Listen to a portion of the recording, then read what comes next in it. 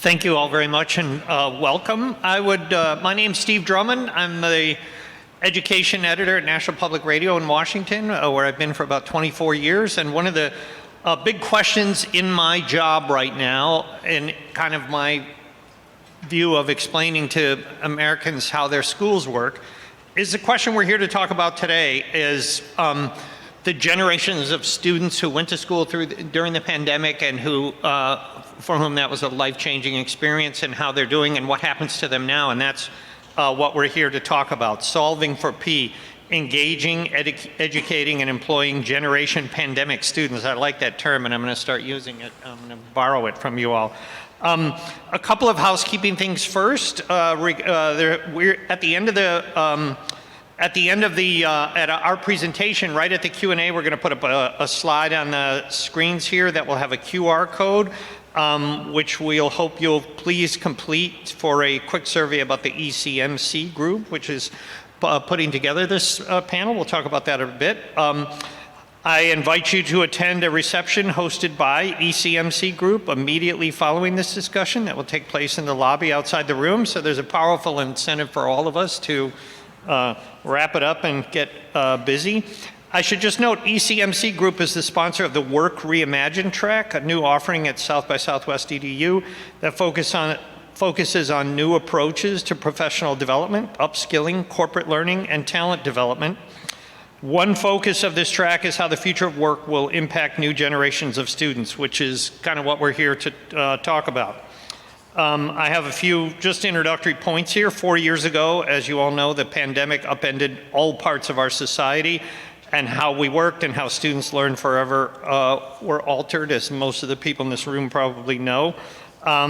Dramatic changes in our education delivery that continues to reverberate in society, and coincidentally, just before the shutdown, ECMC launched an effort to gather insights from high schoolers about their wants and needs for their future education and work. So that's fascinating. The organization since then has conducted 7 national surveys and found dramatic shifts in this generation's plans for life after high school. I think we all are seeing that play out in our homes and our communities. So we're going to talk about that today. On the stage with me are 3 people who bring a unique perspective to this discussion. Maureen Ponce is a resource counselor at Northwood High School in Silver Spring, Maryland, not too far from where I live, and also the president of the Maryland School Counselor Association. Tamara Fields is the managing director of the Austin office of Accenture, where she seeks to attract and retain the next generation of workers. And Dan Fisher is the president and CEO of ECMC Group, an education nonprofit that has spent 30 years focused on helping students achieve their academic and professional goals.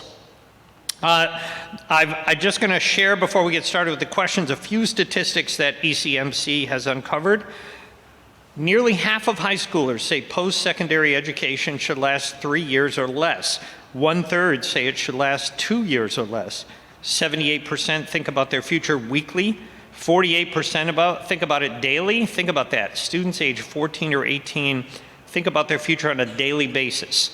Only 13% of high school students feel prepared or make a decision about what to do after high school. I was not one of those 13%, I can tell you. That number drops to 8% for underserved students. Maureen, let's start with you. You've had more than 20 years working with students. What stands out to you as the biggest challenge that Generation P, these students who are in school during the pandemic, what are the biggest challenges they're facing as they seek to, figure out what they're going to do with their lives? Yeah. This question had me thinking a lot because it's a really important time for young people as they graduate high school. And when I thought about what could be the one phrase that would describe the biggest challenge, for me is kids are having difficulty making a decision and what the right decision is for them. So many kids nowadays are trying to decide what that right decision is, but we're still kind of bringing kids to the one option. And we say college and career, but it really only means college, and it really only means four-year college. And so imagine young people, they hear that, but they can read between the lines, and kids are sometimes not ready. The pandemic has allowed us to see some of the inequities. They really highlighted some of those inequities when we talk about financially paying for college. It's not accessible to many students. And so it has really caused students to be either in a frenzy and they're just picking whatever, or they're in that freeze mode, they don't know what to do, so they don't pick, or they think they have it all figured out and they come to you with all these prepared answers. And it takes someone to help them unpack, regardless of where the student is, unpack what it is that they plan to do and make sure they understand all of the options and how to access all of those options. Can I ask, how has it changed how you're talking to students and what you have to say to them and how you're trying to guide them? Right. Great question. So I've been a middle school counselor for about 15 years, and I've been in high school for 10. That's an important context. So when I started high school, the question always was, when the students reach senior year, where are you going to college? So I was guilty of doing that as well. And as I've spoken to kids and understood more of their struggles, my approach has totally changed. And I have kids dream. I say, okay, if money's not an option, time is not an option, what would you like to do? And we start to explore it that way, and then we back map and say, okay, based on this dream, where do you need to go next? So that's the critical piece, because we're asking young people at 17 or 18, when their entire life has been planned for them, and all of a sudden they have to decide what to do. And we don't realize that's a big ask that we're asking young people to do. It's a very anxious producing time, and we're not reflecting that we're asking kids to do something that they have never done before, which is, what do you want to do next? Not do you have the rest of your life figured out, but what do you want to do next, and how can I help facilitate that for you as far as reaching your goals? Tamara, your role is tied directly to building a diverse workforce. How have the events of the last few years changed how you work with this new demographic that's in the same way, wanting and needing different things from employers, and how are you kind of bridging that gap? Yeah, absolutely. So, the first thing I would say as an employer today, especially if you're looking for diversification of employees, you've got to have multiple channels and sources to fulfill your employee needs. And I think in the past, especially as a Fortune 500 company, the traditional path was always the path that you looked at. You either did entry level straight out of a 4-year institution, or you did experienced hires, right? These are your two funnels for hiring across the board. But we saw even before the pandemic, right, we actually started diverse sources of hiring. We started an apprenticeship program. We started skills-based hiring. And skills-based hiring is looking at those advocates or those other pathways that don't always include 4-year institutions. So we did actually hire straight out of high school. We've hired through certificate programs. We've hired through 2-year and technical schools, right? And so what we have found, especially in my world, because we work a lot with technology is fast changing.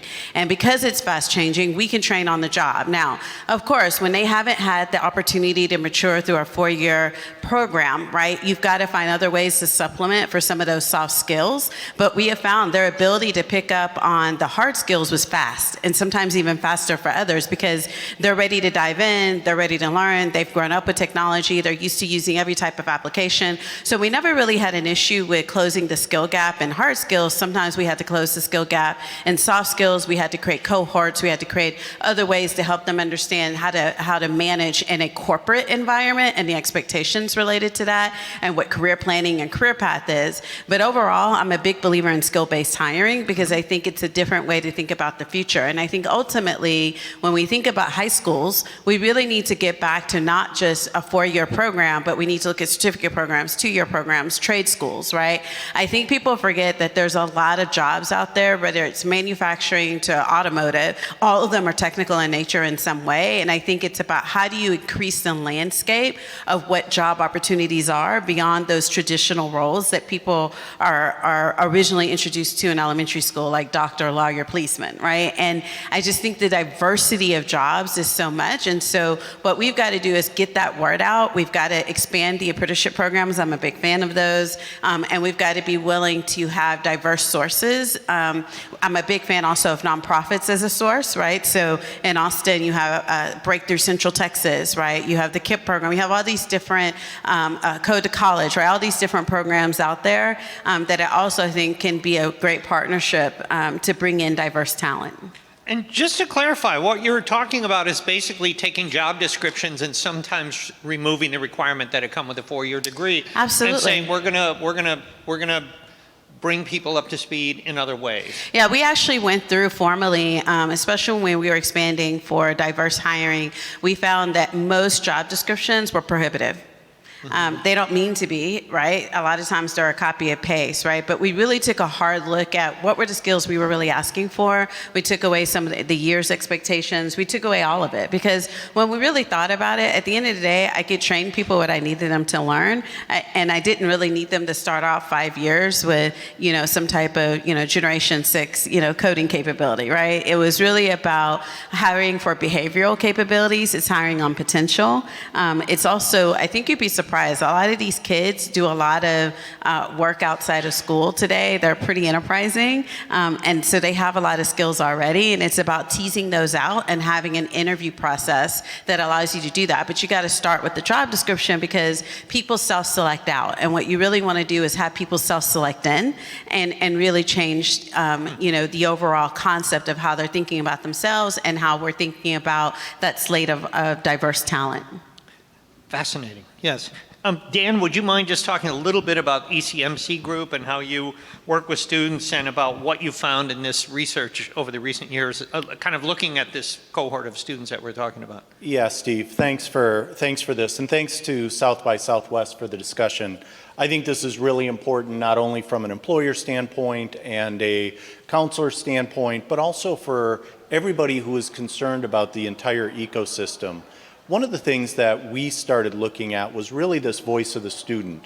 We tried to focus not only on youth-centric design when we started looking within our own communities for solutions for some of these significant education gaps, but we also took a step back and we really wanted to spend time learning what these students would tell us about what's on their mind. So as most of these students, we found about 2/3 of these students believe that post-secondary education is necessary. Only about half think of that as a traditional 4-year pathway. So we're starting to see the aperture open up, as Tamara mentioned, about short-term programs, certificates, those types of opportunities that don't necessarily require a 4-year degree. And as we've been out in the field for probably 4 years now, we did our first survey just prior to the pandemic, so we do have pre-pandemic, pandemic, and now post-pandemic longitudinal data. We've seen the number of students that are really focused on just a 4-year pathway decline significantly in that time. So I think Tamara's message and the message that Maureen is sending out to their students that there are other pathways in addition to 4-year degrees has really begun to resonate with students. And some of that is because the cost of education continues to grow significantly. And so students are paying a lot more attention to not only the wage premium, but also the wealth premium. So they're being a lot smarter than I was back when I was going through that process, just signing up for student loans and taking out more aid and all of that stuff.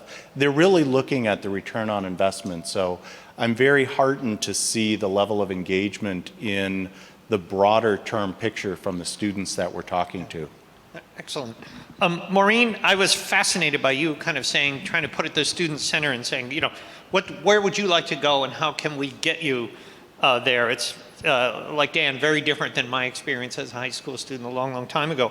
Are you seeing some of these same trends in the students that ECMC has found when you look across their data? Are you seeing some of these things?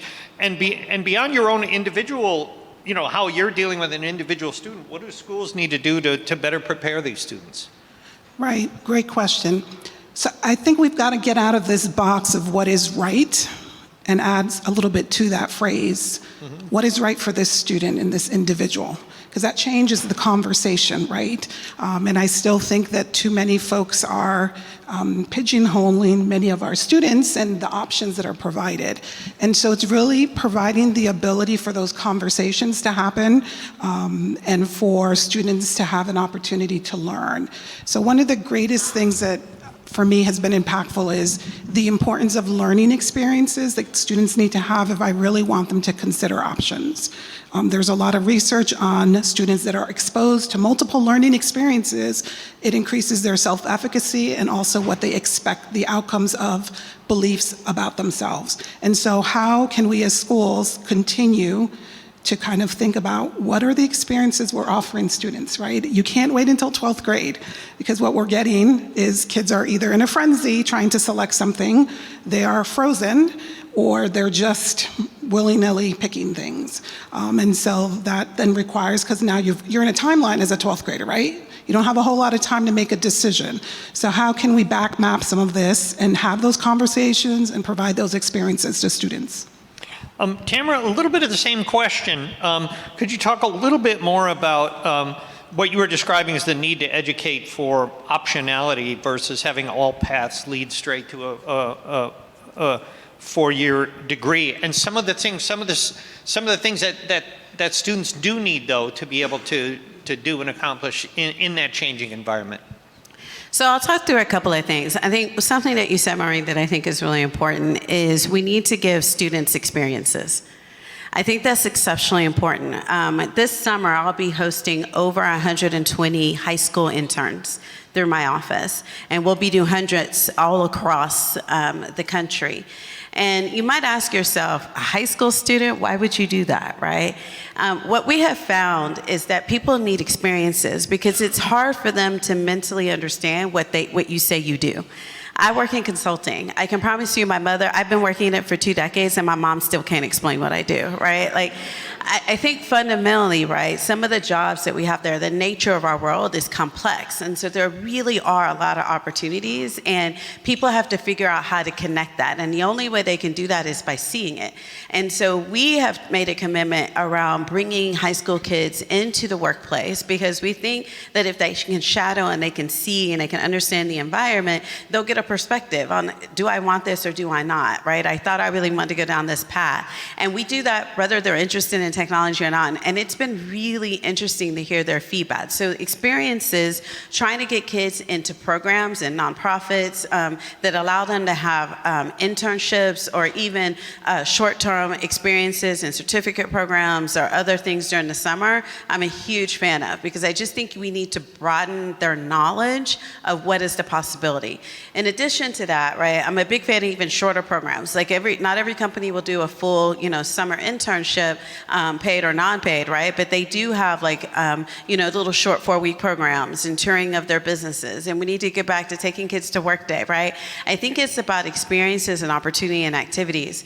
I'm a big fan of all the nonprofits. Like, obviously, I'm going to talk about things in technology because that's what I do. But Girls Who Code, right? We have a Coder Joe program. We start this in elementary school because, again, it's about how do we just get kids exposed to different experiences so they can just understand what is out there, right? And so I'm a big believer that we've got to expose them more. We got to widen the opportunity, and that's more than a one-day career fair. Because in a one-day career fair, they just don't get the concept, right? We've got to put more different, diverse roles, jobs, and capabilities into the schools on a regular basis in a regular cycle, and all types of roles and jobs. I think people would be shocked at, I was talking to the CEO of Capital Metro, right? And they have a lot of jobs that are all 6 figures. Do people know that? Right? I think that there's a lot of misunderstanding, and I think it's about how do you think differently about your future, and also really teaching them that what you decide today doesn't have to be what you do tomorrow. Because what we've noticed about the Gen Z and Alpha generation is that they stay in a role somewhere between 4 to 6 years and they jump. So it's very easy for them to realign their career and their future. They have no fear. Like, I had a fear. Like me, right? I'm a Gen Xer, right? And I'm like, okay, I will change a job like a couple of times, but I'm all about stability and understanding how I'm going to get to a path. They have no issue with jumping roles, right? Switching jobs, switching concepts. And so I think that creates a lot of opportunities. So I just think the way you talk about it and the way you expose them overall, both in high school, I think it's got to be be a shift. And I believe in cooperative agreements. Like, we need a stronger relationship between higher institutions, certificate programs, corporations, nonprofits, and how they come in and access students on a regular cycle, not once a year, not one day a year, right? How do we make a cycle of interaction and programs during the summer? I think those are going to be critical to shift the way we work. And related to this, I have a question for all three of you. And it involves, it seems like a player that we haven't really mentioned yet in this discussion between students and high schools and employers are community colleges. And it seems like they have a role in many communities that we've been looking at of reaching down with dual enrollment programs into the high schools, but also at having a really close relationship with local employers, the most prominent, and sort of gearing the curriculum of the college to what the needs are of local employers. And I wonder if just any of you have thoughts on the role that they can or should be playing. Yeah, Steve, we've talked a lot about the connectivity between employers and community colleges and students, and we think that they absolutely have a role. I mean, to your point, community colleges need to make sure that they are preparing their students for their employers. They are a key segment in that pipeline between education and employment. And one of the things we're hearing from our students is they're very interested in that through line, right? They want to get from Maureen's world into Tamara's world, and there are checkpoints on that pipeline. And if a college is not being responsive through its educational offerings to the needs of the employers, that needs to change. And so employers absolutely need to have that connectivity with community colleges so that they can fulfill their mission to be responsive to the students and also focus on what the employers need. I'll add too that I think that where I've really seen it work is in the health industry, to be frank. There's a strong linkage between the health industry and community colleges just because they were lacking talent. They didn't have a choice. And so you're seeing a lot of programs there, and you're seeing a lot of programs with the city and the county and creating programs with the community college, then to the health, so that there's a professional link there. And I know that's been really big here in Austin as we've expanded our health and medical field. And so I just think, again, those agreements are important, right? And they can have very focused sets of people, which I think is really important too. So when you're really looking for marginalized communities, like, it's a way for them to shift their world back into a world and a path of wealth creation. And so I've been seeing, and we've been focused on those programs through the city in partnership with the community college into then the employer, and it becomes a relationship between the two, because if one can identify, help fund childcare, one can get into the school, then this is promising the commitment of a role afterwards. That's the type of expansion we want to see.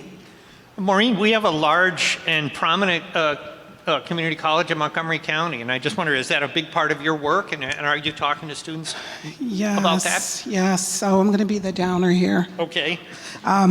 So I liken it to a race, right? If you're running and you've got to pass the baton to the next person, and sometimes the baton gets dropped. And so one of the things that I find I'm having to support a lot of my students with, especially first-gen college students, our immigrant students, Black and brown students, is in that transition. Really? Yes.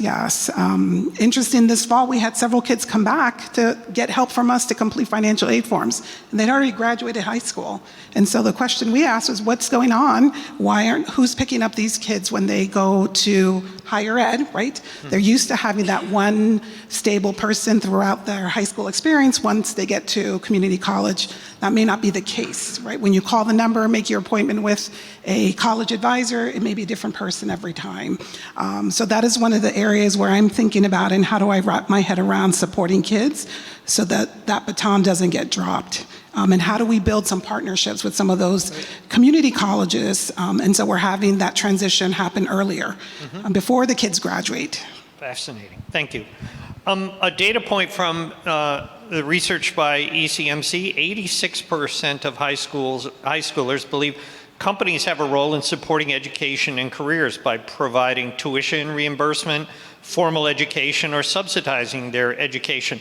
Tamara, do these findings hold true to what you're seeing in your applicant pool, and is that what students are expecting and demanding? So I think they definitely expect it. Yeah. Yes. And I think that what you're finding is it is still something provided in specific industries, but a lot of corporations are moving away from it because it's a high cost for them. And like in my world, we do tuition reimbursement, but it's a limited requirement, because the reality is technology is moving at the speed of light. I don't have a benefit for it, right? Because the minute they come out, what they just learned is already old, right? That's how fast it's moving. I think people are struggling because you're seeing that integration in every industry. Every industry today is a digital industry. Almost all of them use an advanced set of applications or software or capabilities. And the biggest struggles that corporations have is training. It's how do you get a resource up to speed, and then how do you retain them, right? And so as a result, there's less focus unless it's a requirement for regulation or law. So where you see licenses, you see it, of course, where you have, medical certificates, of course, you see it there. But in my industry, it just isn't there. And what we have found, we tell them, like, we don't offer more money just because you go get that program. So do the students want it? They do. Are we offering it? It's becoming less and less in the industries. One of the things we've seen, Steve, is maybe a little different perspective in some of the career and technical education spaces. And part of this is just a response to the macro labor environment, where those organizations that might have HVAC technicians or electricians or some of the skilled trades are maybe leaning in a little bit more, because the labor shortage is more acute and they rely on that labor. And so when you think about the role for those employers, particularly in the trades and the career and technical education space, I think that they are looking at that a little different. Because if they can't get qualified HVAC technicians or qualified electricians, they have no business. And that's not only important to that business, it's important to the economy. And so that's maybe a little different perspective from that segment. Thank you. And then, Maureen, back to you for a second, because I can only imagine, we've done extensive reporting on this, the challenges that this generation of students are facing with mental health. Yes, it was a problem before the pandemic, but the last few years seem to have made this work, and I just wonder, how is this affecting the students you're working with, and how do all of these players in the system need to adapt to that? Right. So yes, mental health was already a concern. It just became more apparent as a result of the pandemic. And so how, we know kids are coming to us, I almost feel like they're on a tightrope, right? And what's that one thing that may break? And just that awareness, and how do we begin to remove some of those barriers that perhaps are contributing to some of the mental health struggles? We talk about mental health, but where do we make space for the discussion, for the healing to occur? And so how are we intentional in doing that work? Because people don't heal by themselves. They need community to heal. And so in the work that we're doing, whether it's as they're preparing for post-secondary, how are we preparing students with some of those skills they're going to need once they're adults and on their own? I just want to shift gears a little bit, is about, well, here's an easy way of asking this question.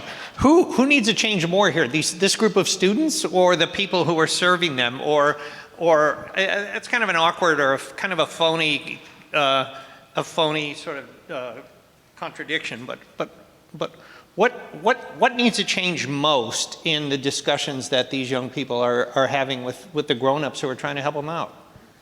Well, I'll just start by saying I think the educational ecosystem needs to understand what students are really asking for. Yeah. And as Maureen said, mental health issues have always been there, but students are becoming more vocal about it, because it's more open and maybe a little less stigmatized than prior to the pandemic. I have 2 kids in college, and they talk about it a whole lot more than I thought was talked about prior to the pandemic. And they talk about it a lot more on their campuses. And so one of the things that we've seen is the whole basic needs environment, right? This is what is top of mind for a lot of these students, particularly the underserved. It's how do I get mental health benefits? How do I have food security? How do I make sure, particularly in a non-traditional college, right? I went to a residential college, I lived in the dorms, I ate in the cafeteria. We didn't have those concerns. So many more students now are in community colleges, or they are in commuting environments. So they have to worry about all of those those basic needs here. And schools need to better understand what the students are really concerned about. Because if they can address them, if they can have, more security for those students, I think it'll benefit not only the schools, but also the students.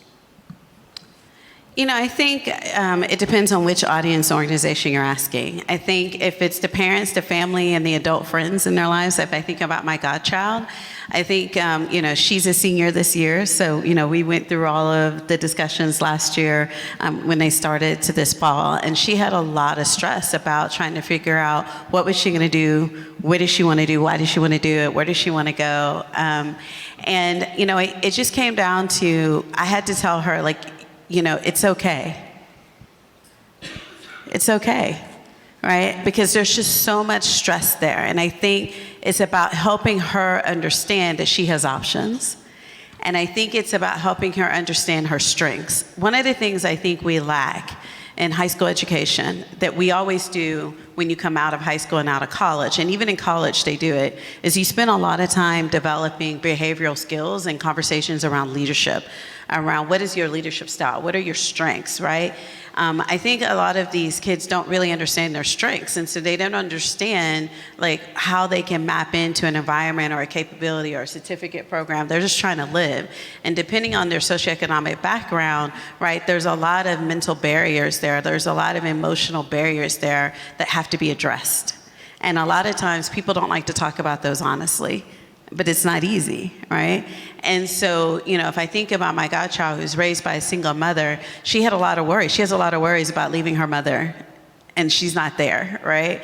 And so we had to talk about these things. So I think conversation is really important, open and honest conversation. I think leadership skills and really making sure that high schools are really spending the time ahead of time to spend the time. And again, that's a lack of resourcing, right? There should be focused programs and programming and funding behind that, which isn't today.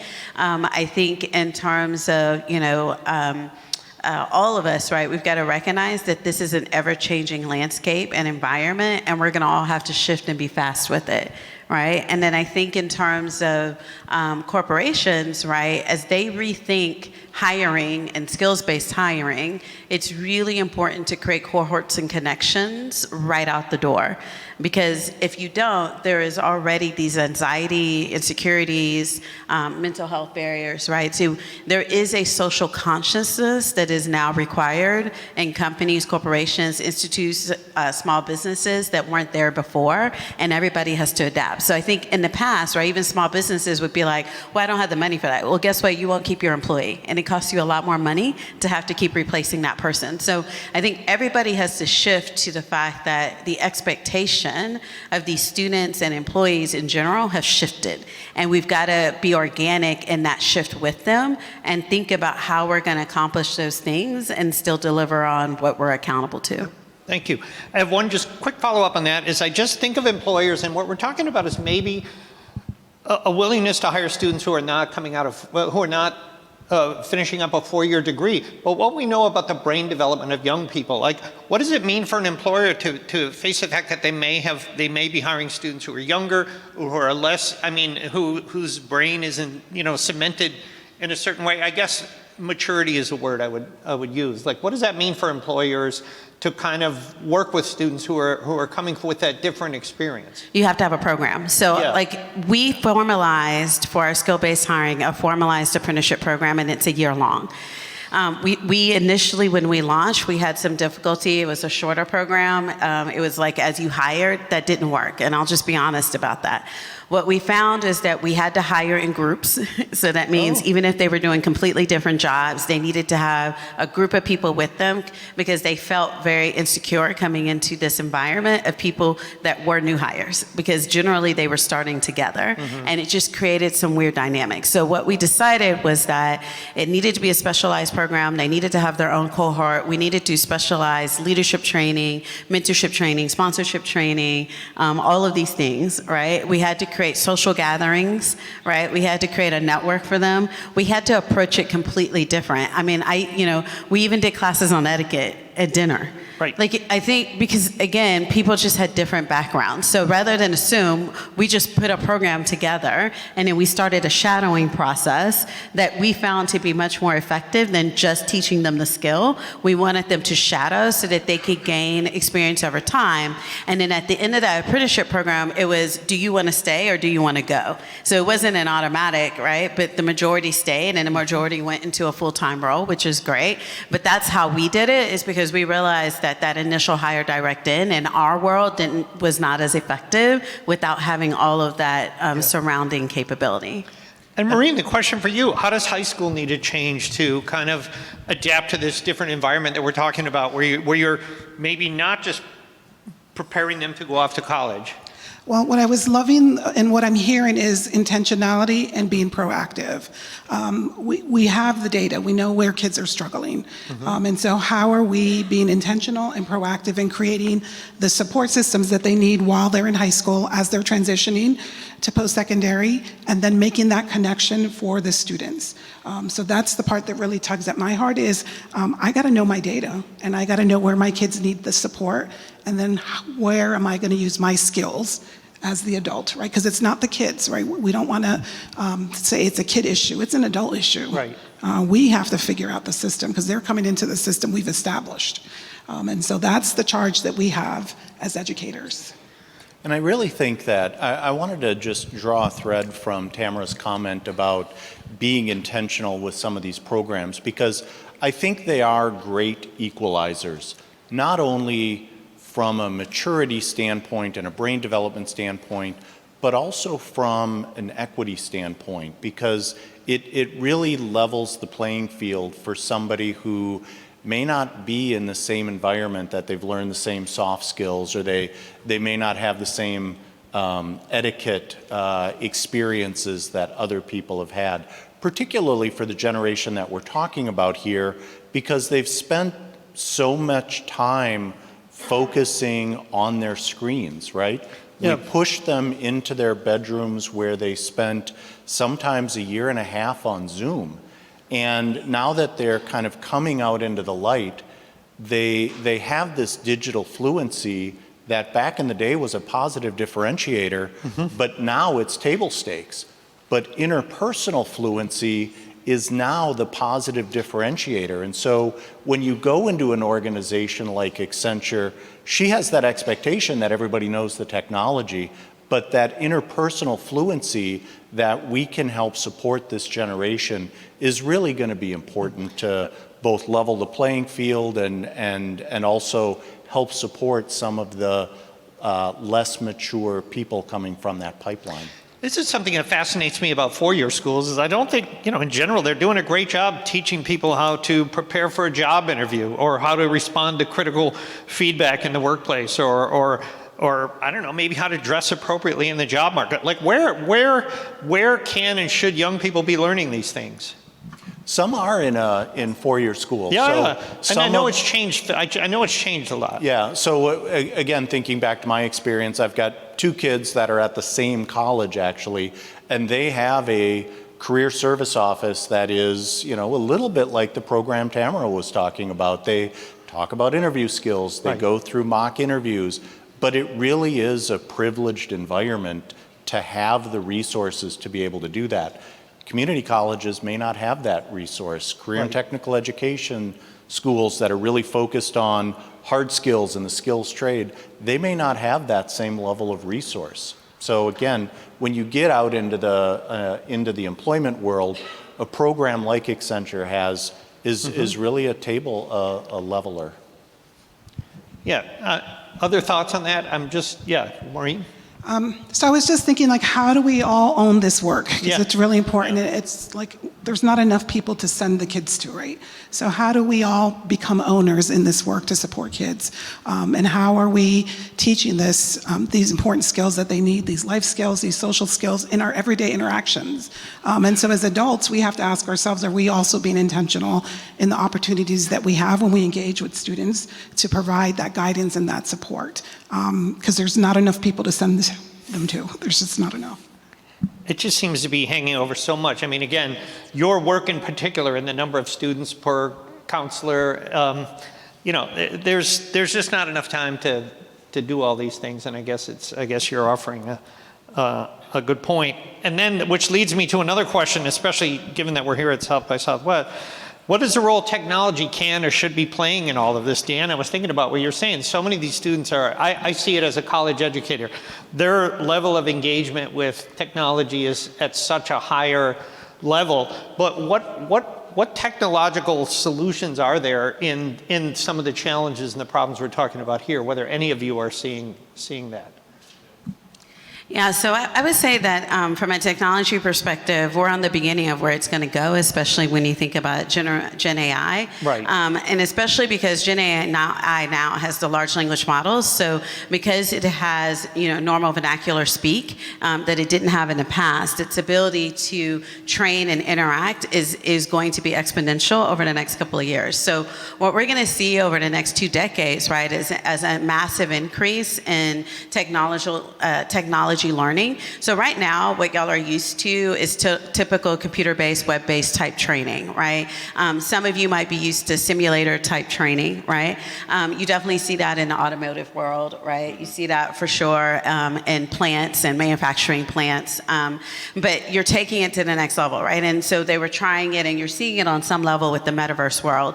But I think what it's really going to be is like, how do you train people and really create it in a natural, organic way with interactive models and capabilities? That's going to be the next wave that you're going to see. So it's like, how do you normalize certificate programs out of institutions, actually, out of classrooms, to where people can really not just take an online class, but they could go from beginning to end with an entity and be really proficient at the end based on how they interact. So I think eventually that's what you're going to see over the next couple of decades, is the expansion of that. And I think what we've got to think about then is, what's the role of the human with that technology? Because that's what's really shifting in the career landscape right now, is that some of the tactical, mundane, repeatable work, right, like old school assembly lines, got replaced by machines, and then the humans had to force, you know, what is the supply chain? How do I resolve this error when the supply chain, you know, machine isn't working? Well, now what you're going to move to, you're going to see a lot more software development by AI tools, but somebody still has to do the critical thinking to figure out what that development code needs to be. So there's an overall shift in critical thinking. So I think in general, right, we've got to think about, and I think our education system is too far behind. It's not moving fast enough, right, with the dynamic that's changing in the world around technology, and that's why these kids are teaching themselves. They know how to build full platforms. I'm telling you, they know how to build websites and sell shoes. They can do everything. They understand how to make money off of TikTok. Do you know how to make money off of TikTok? Like, I'm telling you, like, their concept is exponential, and so you're going to see the same in the learning, and it's just about making it affordable and accessible, and that's the real issue. The real issue is accessibility for all socioeconomic and ethnic backgrounds, and how do we evolve education with that access? Let me ask any or all of you to look in the crystal ball a little bit. One of the things that's sometimes held up as a good quality of the American educational system is people have access to it at various phases in their life. And as you were saying, Tamara, you know, these are people this is a generation that's going to be very comfortable changing careers or changing their job. How do we look ahead and meet the needs, whether it's education or employment or wherever, to follow these people through their lives as they decide that they want to do something different? Maybe they do want to go back to college or do something totally different. What do you see in the future for this very interesting generation? Yeah, I'll maybe take a first stab at that. And I think what we see are, first and foremost, students who are understanding that their pathway does not end at 22 from an educational perspective. Right. So they come out of whatever post-secondary education they're taking, whether it's a stackable credential or a 2-year degree or something, and they recognize that there is more to come, right? And it may not be in their 20s, it may be in their 30s, it may be, you know, as Tamara said, as these students become employees and have shorter tenures and more jobs, there may be more education between those jobs than our generation is used to. I 100% agree. I think continuous learning is your reality, and I think the word that everyone needs to memorize is reskilling. Reskilling is the reality of our new to-be world. And so it's about how do we formulate, push, identify, create the opportunity around reskilling. That means you've got to have reskilling certificate programs in community colleges and higher education programs. You got to have apprenticeship programs and employees, right? Employers, right? And so I think it's how do you reskill, because I think you're going to see that dynamic movement happening over the next several decades. From the education perspective, I think there needs to be some investment in how do we bring our educators up to speed. Yeah. So like in my district, I'll give an example. They're hiring a lot of career coaches to work in the schools, and they come in the schools, but then when I ask other staff, they don't understand why. So how do you get staff buy-in for even the resources that are there, not understanding the ever-changing landscape of careers and why we need kids as early as middle school to be thinking about careers. So a lot of times we're not investing. And so we talk about student voice, but we forget that there's staff voice as well. And they need to understand the why so they can get on board. Otherwise, we're not working in the same direction. I love that, Maureen. I think that is such an astute observation, because I think that we've got to educate and we got to help them understand. Because I just think you're so easy to be caught up in your world. My family are all educators, right? My grandmother was a teacher. My great-grandmother was a teacher. My aunt's a teacher. My cousin's a teacher. My other aunt's a teacher, right? And I spent a lot of time talking to them about this, because I can tell you my Aunt Wanda, like, she's like, what are you talking about, Tamara, right? Like, in her mind, she thinks very traditional ways in terms of kids and what they should be doing and how they think about their life. I mean, I think that is such a spot-on activity. How do we create the interest? How do we bring people into conferences like South by EDU, right? Because I just think, again, it's like we've got to shift the thinking of the adults, and you said that earlier, Maureen. I think that's really very wise. This was great. I want to open it up to questions from there. As we said earlier, if you have a question, please come up to the mic. But I want to ask just one final question while that happens, was where, and maybe this is a question for you, Dan, who's doing this right? Where are you seeing the most exciting, promising innovations where you would point to and say, that's what our research shows is really working? Well, I think it's small scale, right? I think there are very innovative community colleges across the country. The scale is hard. I'll maybe give one example in terms of bridging the equity gap and focusing on some underserved students. I think Georgia State University is doing it really well. They are a very large school in Atlanta, Georgia. They're a public 4-year college, and their student demographics have shifted over the last 10 or 15 years. They are now majority minority students. They have increased the Pell Grant students year over year, so the socioeconomic challenges of their students has only increased. And yet the work that they've done to support their students, particularly their underserved students, they've gotten to the point where their equity gaps are almost entirely closed. So if you come into Georgia State as a first-generation, low-income, minority student, you are no more less likely to graduate than my oldest son. And I think they've realized that it takes a lot of different interventions, right? They're using some technology. They're also using a lot of data. So they're trying to measure where their innovations are actually moving the needle and where they're not. So the first thing they did is they just gathered dozens and dozens of data points from their students, and then from that, it took a long time, it took a lot of work, but they're doing a really nice job with it. And I think that they've created an institute for student success there at Georgia State, and they're starting to work with other schools and other systems to try to replicate that. But it's a lot of work, it's a lot of discipline, and they're just getting started. Cool. Fascinating. Thank you. There's a question back here, I think. Hi. Hello. My name is Rachel, and I work at University of Colorado Boulder as an undergraduate academic advisor in engineering. So I'm kind of on the, after they're from high school, they come to us, work with students from first year all the way until graduation, and I run a peer mentoring program. And I'm curious, with the students you've spoken with and worked with, what would you recommend from an interpersonal standpoint that we focus more on with this population of students? Who's ready to take that one? Tamara? I'll take the first pass. I'm really, really active. So my alma mater is University of Texas at Austin. I'm a Longhorn. And so when I think about four-year institutions, right, I'm a big fan of student organizations and having a strong link between the career services organization within your school and the student organizations, and really fostering and facilitating a set of behaviors and expectations around interpersonal development. So going back to resume development, case interviewing, testing, right? How do you do etiquette classes? How do you do all of that? And so even just a couple of weeks ago, I was on campus and I did an etiquette session for HBSA, which is the Hispanic Business Student Association, right? Going in and really facilitating these type of I've gone in and done leadership classes. We've done leadership 101. We've done classes around how do you think about your communication skills? How do you think about your attire?